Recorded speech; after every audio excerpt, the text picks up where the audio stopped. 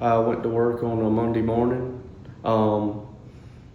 About, I think it may have happened about 8:30. I was injured.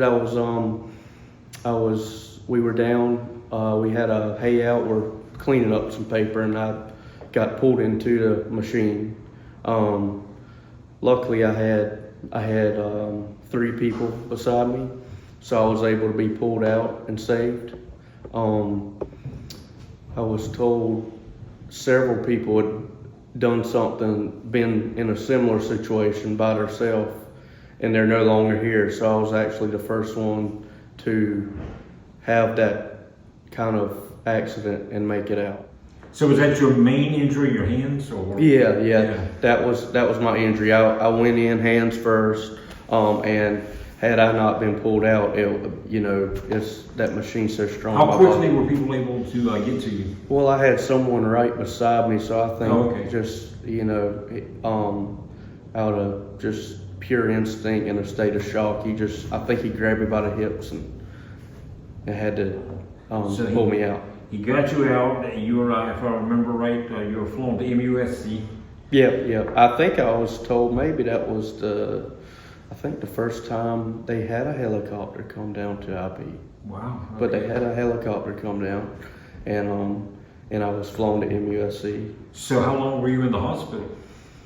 I was there for about 4 weeks. I stayed from, I think it may be exactly about a month, from like May 14th or mid-June. Mm-hmm.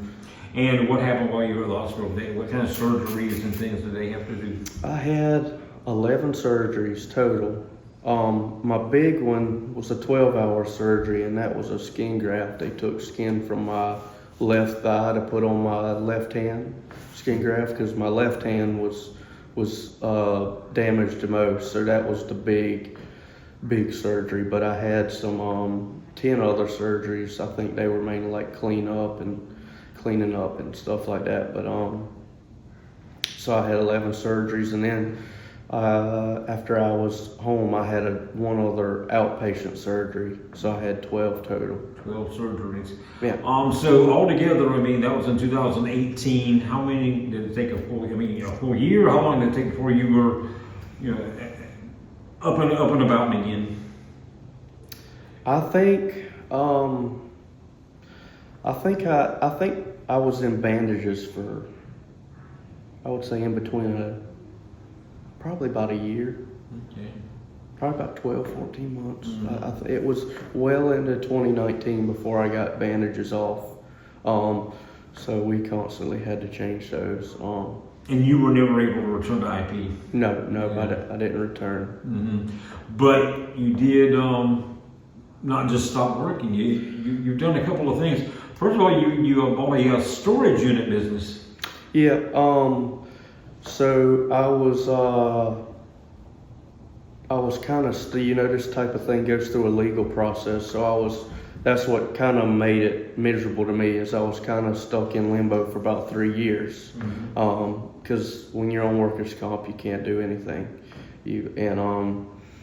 So when that got finished up, I decided I didn't want to go back there, and I wanted to do something for myself. And I looked into self-storage. That was one of the things I looked into, and bought a facility in Georgetown. Yeah, which one? And it's was the Nash Mini Storage by Nash Oil, and I bought that. It's right one. close to When Y'all One Stop and the Jeans Country Store. Yep, in between there on 521, and I bought that in 2021. Yeah, doing good. Yep. People got a lot of stuff. They need those storage units. Yep.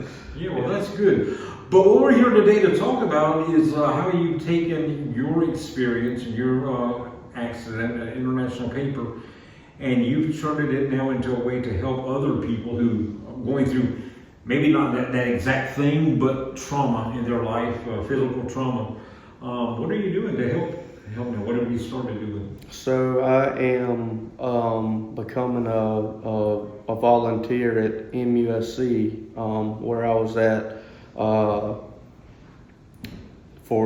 it's called the Trauma Relief Program. Mm-hmm. And you kind of just spend time with people who have been through a similar trauma, and kind of just talk with them and try to help them out with it. Now, how long have you been doing this?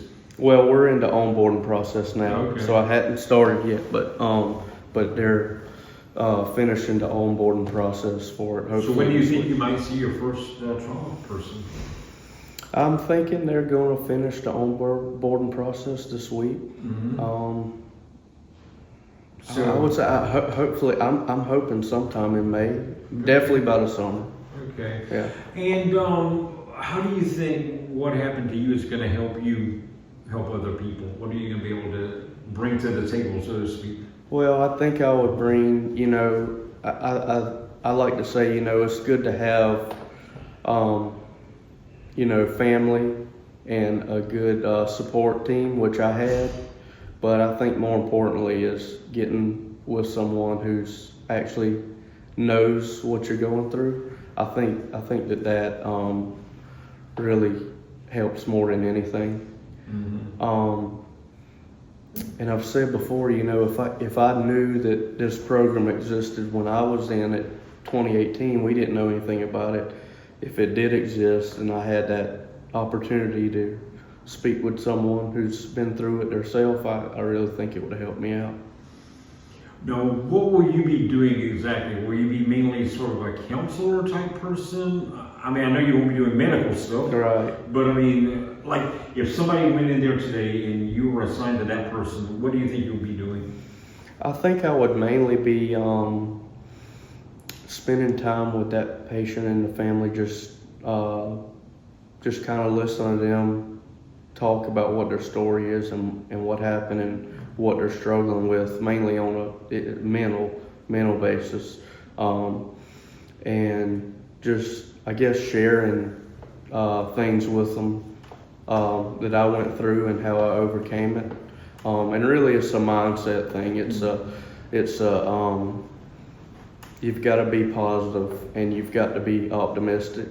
Because, one of the tougher things is when you're sitting there and, like I said, you've got family and everybody else, but you're the only one in that room that truly knows, what it's like. I think it is very important to have someone there. Who was there for you during your ordeal? My immediate family. I had a lot of friends come visit me. Mm-hmm. They told me at MUSC they hadn't seen a patient get so many visitors. So okay. I had a lot of support, but my immediate family, my mom especially, were there for me. But you never know when you might run into somebody at MUSC that doesn't have the immediate family, doesn't have the friend network that you had. You might be it for them. Exactly, and if you don't have the support system, that makes it even harder, and you really feel at that point that you're doing it by yourself, and that's a tough thing to go through. You'll make sure they're not there by themselves.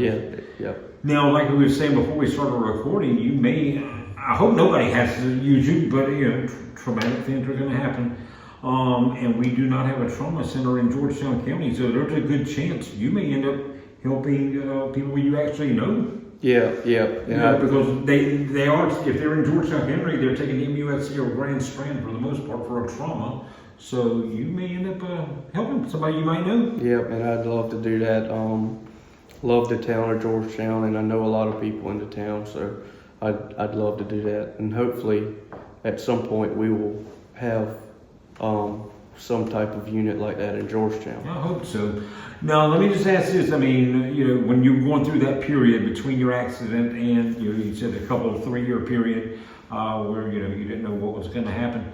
Did you think you'd be able to do something like you're about to embark on? Well, I had no clue. And no clue at all. You can't even imagine something like that when you're struggling with what you're struggling with. I'd never imagined I'd be doing something like this, but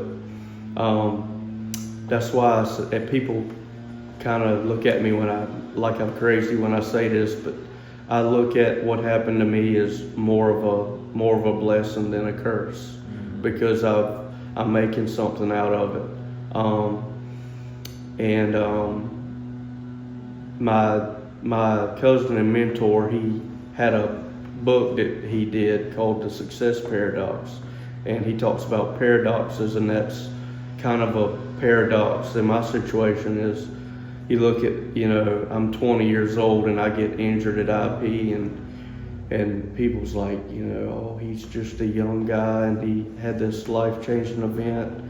We feel, but it ends up being a blessing, because now I'm getting to help other people. No, I just thankful to have had this interview,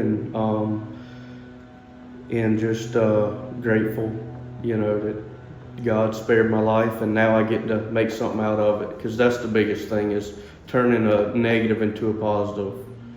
Because if you don't, it's kind of a wasted thing. But I see it as a blessing, and this is now my story is we're starting to see the good side of my story now.